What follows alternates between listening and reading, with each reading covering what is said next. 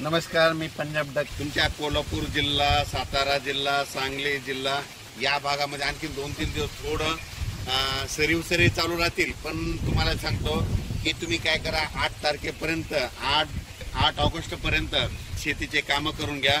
कारण की 8 ऑगस्टच्या नंतर म्हणजे 9 ऑगस्टला कोल्हापूर जिल्हा, सातारा जिल्हा, सांगली जिल्हा, धाराशिव जिल्हा, लातूर जिल्हा, बीड जिल्हा, परभणी जिल्हा, नांदेड जिल्हा, यवतमाळ जिल्हा या भागामध्ये 9 ऑगस्टपासून पाऊस सुरू होणार आहे. म्हणून हा अंदाज लक्षात द्यायचा. आणि योगायोगानं कोल्हापूरमध्ये या ठिकाणी शेतकरी मेळावा आलोय. त्या कारखान्यावर शेतकरी मेळावा म्हणून या सर्वप्रथम कोल्हापूरवाल्याला सांगू इच्छितो, तुम्ही 8 ऑगस्टपर्यंत शेतीचे कामं करून घ्या. 9 ऑगस्टपासून तुमच्या दक्षिण महाराष्ट्रातून म्हणजे कोल्हापूरकडून पावसाला सुरुवात होणार आहे. म्हणून हे अंदाज लक्षात घ्यायचा.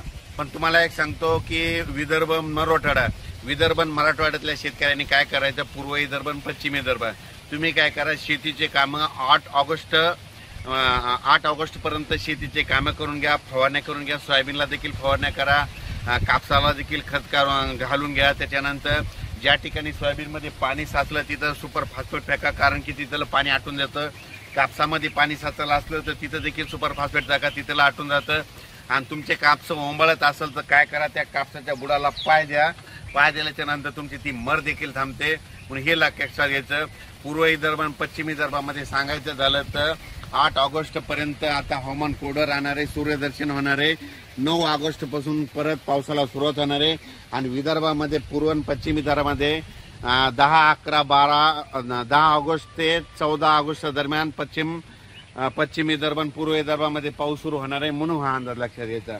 आणि मराठवाड्यामध्ये सांगायचं झालं तर परभणी जिल्हा, लातूर जिल्हा, बीड जिल्हा, धाराशिव जिल्हा, नांदेड जिल्हा, हिंगोली जिल्हा या भागामध्ये 9 ऑगस्टला वरुण राजाचं आगमन होणार आहे. म्हणून तुम्ही काय करा, 8 ऑगस्टपर्यंत शेतीचे कामे करून घ्या.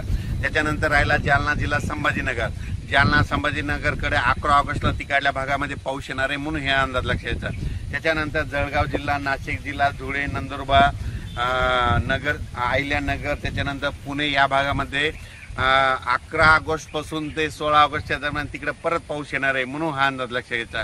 म्हणजे सांगायचं झालं तर 9 ऑगस्टला सुरुवात होणार आहे. मी आता योगायोगाने कोल्हापूरला दत्त कारखान्यावर 9 ऑगस्टला सुरुवात होणार आहे. कोल्हापूर, सातारा, सांगली, सोलापूर जिल्हा, धाराशिव जिल्हा, लातूर जिल्हा, नांदेड जिल्हा, हिंगोली जिल्हा, यवतमाळ जिल्हा, परभणी जिल्हा, बीड जिल्हा या भागामध्ये 9 ऑगस्टपासूनच पावसाला सुरुवात होणार आहे.